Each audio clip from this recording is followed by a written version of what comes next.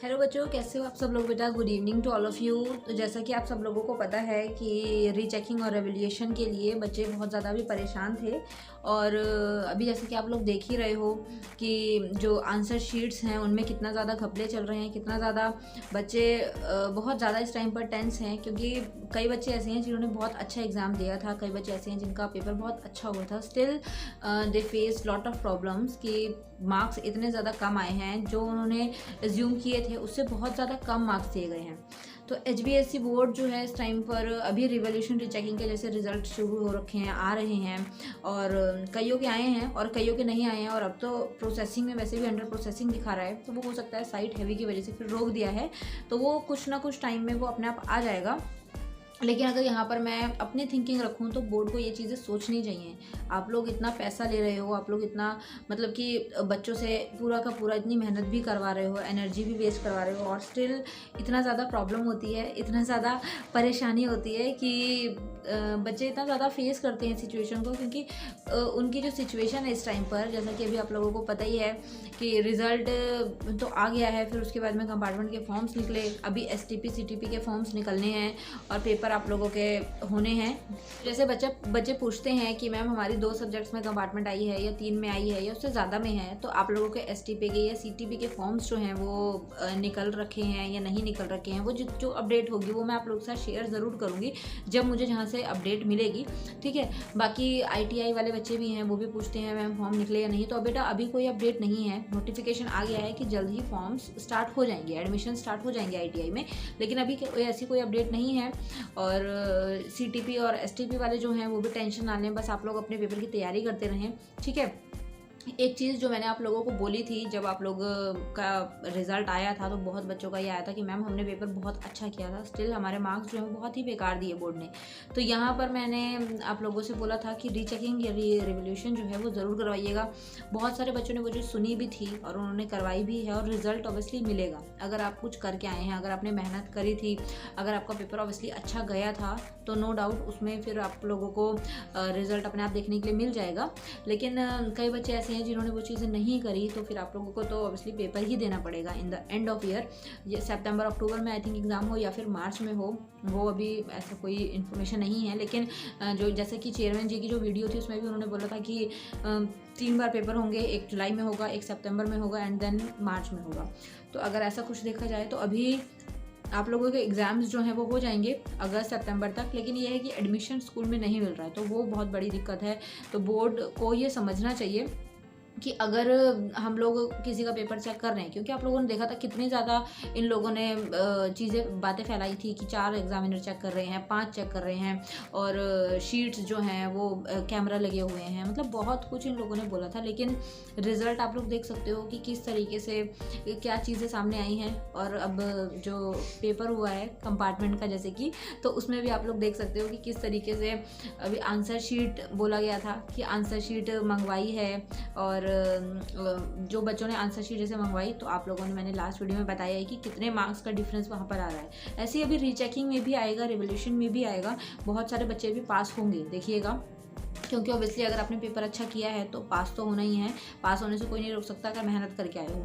Answer sheet जिन्होंने मंगाई थी उनको भी काफ़ी अच्छे रिजल्ट्स देखने के लिए मिले। काफ़ी बच्चों का जो है मार्क्स का डिफरेंस उन्होंने एज्यूम किया जब उनकी शीट आई, जब उन्होंने देखा। तो अभी नेगेटिव मत होइए, ठीक है। एक चांस है कि हाँ आपका रिवैल्यूएशन या रीचेकिंग का जो रिज़ल्ट आएगा उसमें आप लोग पास हो सकते हैं, उसमें गुंजाइश है कि हाँ आप निकल जाओ। और अभी रिज़ल्ट कब आएगा जैसे बच्चे पूछ रहे हैं, तो अंडर प्रोसेसिंग दिखा रहा है। और अंडर प्रोसेसिंग का मतलब ये होता है कि रिज़ल्ट आ जाएगा, आने वाला है, हफ्ते 10 दिन में आ जाएगा। और इससे ज़्यादा लेट ये लोग करेंगे भी नहीं, क्योंकि जैसे एक में कंपार्टमेंट वाले हैं, उन्होंने पेपर दिया हो ना दिया हो, रीचेकिंग फॉर्म भरा है, तो कई रीचेकिंग के भरोसे ही हैं कि मैम हमारा रीचेकिंग का एग्ज़ाम जब रिज़ल्ट आ जाएगा तो हम पास होकर हम 11th में एडमिशन ले लेंगे। तो 11th की पढ़ाई भी स्टार्ट हो चुकी है, जुलाई से स्टार्ट हो गई है। तो ये चीज़ें भी बोर्ड को सोचनी चाहिए। और इससे बस होता यही है कि बच्चों का भरोसा उठ जाता है कि हम ये बोर्ड से पढ़ाई नहीं करेंगे, या इस बोर्ड से आगे हमारे जैसे नेक्स्ट जनरेशन होगी उसको नहीं पढ़ाएंगे। तो ये चीज़ें होती हैं, बहुत ही फिर हर्ट वाली फीलिंग होती है। क्योंकि जब ऐसा कुछ होता है, इतना मेहनत करके बच्चा पढ़ रहा है और आगे जाके आप इतना केयरलेस काम दिखाओ कि 22 नंबर दे दिए और नंबर 73 बन रहे हैं, तो बहुत बड़ी चीज़ है वो। ये सोचना चाहिए, और वहाँ पे जो टीचर्स हैं उनको भी सोचना चाहिए। और चाहे गलती जिसकी भी हो, जो इमेज है वो बोर्ड की ही ख़राब होती है कि HBSE बोर्ड अच्छा नहीं है, यही बोला जाता है।